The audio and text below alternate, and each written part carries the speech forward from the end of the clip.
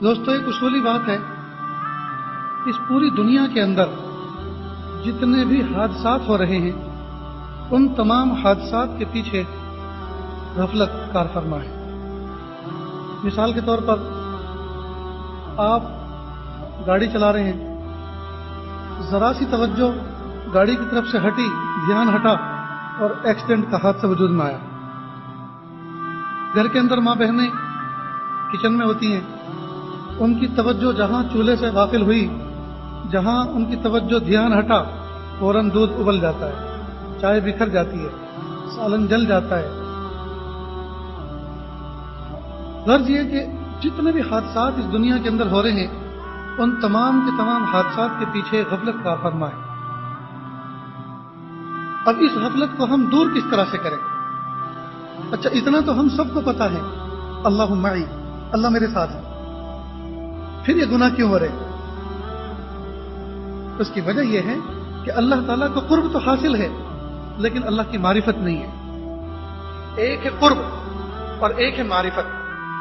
پاس میں ہونا الگ چیز ہے اور معرفت کا ہونا الگ چیز ہے۔ پرانے زمانے کے اندر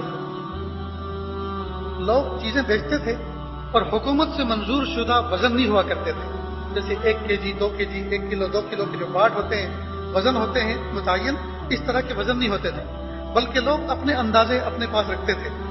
مثلا کسی نے پتھر رکھ لیا، کوئی میٹل کا ٹکڑا رکھ لیا اور اس کے ہم وزن کر کے اس کی قیمت کہتے تھے، بھائی اس کے برابر جو وزن ہوگا اتنے روپے میں ہم نے آپ کو بیچا۔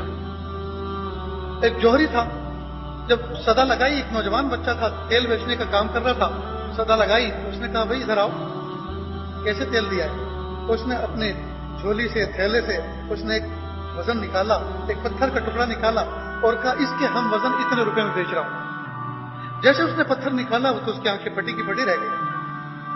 غور کرنے لگا، اتنا قیمتی پتھر اس کے پاس موجود ہے اور تیل بیچتا پھر رہا ہے، یہ تو پارس پتھر ہے، اگر یہ پتھر کچھ بیچ دے تو اس کی پیڑیاں بیٹھ کر کھائیں گے، اتنا کچھ مل جائے گا، اتنا قیمتی پتھر ہے۔ اور اگر اس کو یہ پتہ چل جائے کہ یہ پتھر کس کام آتا ہے، تو ایک پتھر ہوتا ہے جو میٹل پر رگڑا جاتا ہے تو وہ سونا بن جاتا ہے۔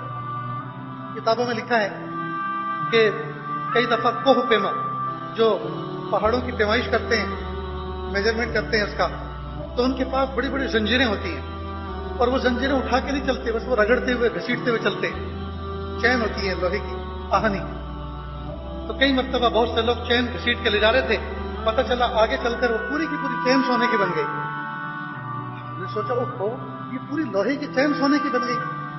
اب لگے تحقیق کرنے کہ کون سے پتھر سے یہ ٹچ ہو کے آئی ہے، یقیناً کوئی ایسا قیمتی پتھر ہوگا جس سے ٹچ ہو کر نکلی ہے تو یہ سونے کی بن گئی۔ اب انہوں نے اس میں عمریں ضائع کر دی۔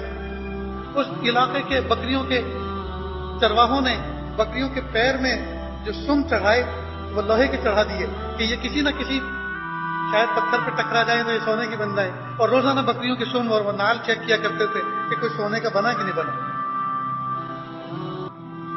اگر یہ پتھر خود اتنا قیمتی ہے کہ اگر اس کو بیچ دے تو اس کی پیڑیاں بیٹھ کے کھائیں گی، اور اگر اس کو یہ پتہ چل جائے کہ پتھر کس کام آتا ہے اور وہ کام شروع کر دے تو پھر اس کی نسلیں در نسلیں کھائیں گی۔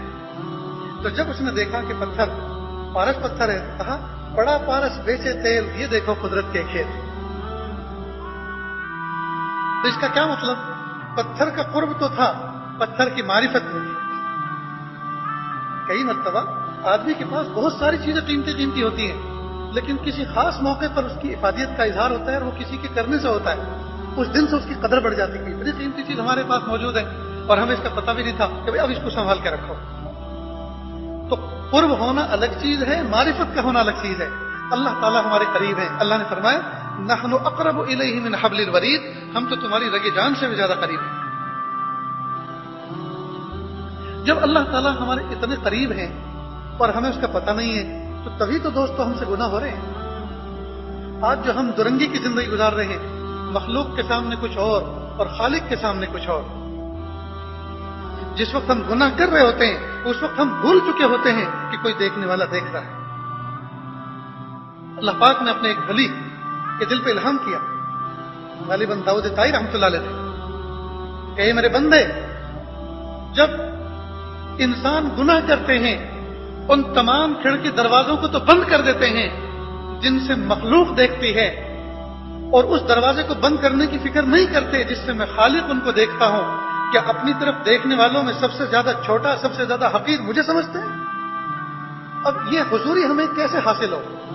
اس کا ایک بنیادی نسخہ تو یہ ہے دوستو کہ ہم باوضو رہنے کی کوشش کریں. اللہ رب العزت نے ہر مومن بندے کو ایک نور کی لیئر دی ہے، نور کی ایک کوٹنگ اللہ پاک نے جسم پر کی ہے. جب انسان کا وضو ٹوٹتا ہے تو کچھ اعضاء سے وہ نور رخصت ہو جاتا ہے. جب وضو کر لیتا ہے بندہ تو اللہ تعالیٰ ان اعضاء کو وہ نور دوبارہ عطا فرما دیتے ہیں. اب جب یہ نور اللہ پاک باوضو شخص کو عطا فرماتے ہیں، اس نور کے ہوتے ہوئے اللہ تعالیٰ گناہ کو اور گناہ کی چیزوں کو اس سے دور دور رکھتے ہیں. اب اس کو ذرا آپ ایک لیٹسٹ مثال سے سمجھیں. آج کل جیمر نکلا ہے. جیمر یہ کیا ہوتا ہے؟ ایک ڈیوائس ہوتی ہے، ایک آلہ ہوتا ہے، انسٹرومنٹ ہوتا ہے. جب اس کو آن کر دیتے ہیں اس ایریا کے اندر سیل فون کے جو ٹاور ہیں، سگنل سے وہ نہیں آتے. مسجدوں میں لگایا جاتا ہے تاکہ لوگوں کی رنگ نہ بجے. عام طور پر لوگ غفلت کے اندر آتے ہیں مسجدوں میں اور سیل فون چالو ہوتے ہیں، عین نماز کی حالت میں گھنٹی بجتی ہے، نماز خراب ہوتی ہے. تو بہت سے منتظمین نے گجرات میں تو اس کا بہت چلن ہے، وہ جیمر لگا دیتے، آن کر دیتے نماز کے وقت میں. اس وقت کسی کے فون میں نیٹ ورک نہیں آتا، جام ہو جاتا ہے. تو جب جیمر کو آن کرتے ہیں تو اس میں سے ایک فریکوینسی نکلتی ہے، برقی لہر نکلتی ہے جو ایک حالہ بنا لیتی ہے، ایک دائرہ بنا لیتی ہے. اس برقی لہروں کے ہوتے ہوئے کوئی نیٹ ورک وہاں نہیں آتا فون کے اندر. سمجھ گئے؟ ٹھیک اسی طرح جب بندہ باوضو ہوتا ہے تو اللہ تعالیٰ ایک نور اس کو ایسا عطا فرماتے ہیں، اس نور کے ہوتے ہوئے اس نور جو ہے گویا ایک بیلٹ اس کے ارد گرد ڈال دیتا ہے. نور اس کے ارد گرد ایک لیئر بنا لیتا ہے، ایک سطح بنا لیتا ہے، ایک حالہ بنا لیتا ہے. اس نور کے ہوتے ہوئے گناہوں سے یہ بندہ محفوظ ہوتا ہے اور دور دور رہتا ہے. دوسری چیز جو اللہ تعالیٰ کی معرفت اور محبت کو حاصل کرتی ہے اور حاصل کرنا آسان کرتی ہے وہ ہے اتباع سنت. اللہ کے محبوب صلی اللہ علیہ وسلم کے طریقوں کے مطابق ہم زندگی گزاریں. اتباع سنت. اب اتباع سنت، اب یہ لفظ سنا تو کہ بھائی اتباع سنت یعنی حضور کا جو طریقہ ہے زندگی ویسی گزاریں. اب پوری زندگی حضور کے طریقے کے مطابق گزارنا یہ تو بہت بھاری ذمہ داری دے دی. حضرت جی مولانا انعام الحسن صاحب رحمۃ اللہ علیہ فرمایا کرتے تھے کہ میں آپ سے یہ نہیں کہتا کہ تم پوری زندگی سنت پہ گزارو، بس یہ کہتا ہوں جو کرو سنت کے مطابق کرو. کتنا آسان کر دیا. میں یہ نہیں کہتا کہ پوری زندگی سنت پہ گزارو، میں یوں کہتا ہوں بس جو کرو سنت کے مطابق کرو.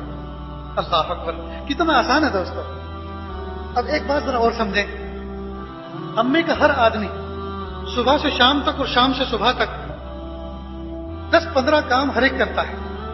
مثلا نیند میں سے اٹھتا ہے، اٹھتے کے ساتھ ہی ٹوائلٹ باتھ روم جاتا ہے، ٹوائلٹ باتھ روم سے نکلتا ہے، اس کے بعد گھر سے باہر جاتا ہے، پھر مسجد میں داخل ہوتا ہے، مسجد میں داخل ہو کر وضو کرتا ہے، پھر نماز پڑھتا ہے، پھر مسجد سے باہر نکلتا ہے، پھر واپس گھر میں آتا ہے، جوتی چپل نکالتا ہے، پھر واپس گھر میں آتا ہے. گھر میں آنے کے بعد دسترخوان بچھا کے کھانا کھاتا ہے، پھر گھر سے نکلتا ہے جوتی چپل پہن کر. تو پوری زندگی سنت کا مطلب یہ ہے کہ 10-15 کام روزانہ پابندی سے اگر سنت کے مطابق کرنے لگو تو یہ سمجھا جائے گا پوری زندگی سنت کے مطابق گزر رہی ہے. اللہ تعالیٰ سے دعا ہے کہ اللہ رب العزت ہمیں باوضو رہنے کی توفیق عطا فرمائے، سنتوں پر عمل کرنے کی توفیق عطا فرمائے.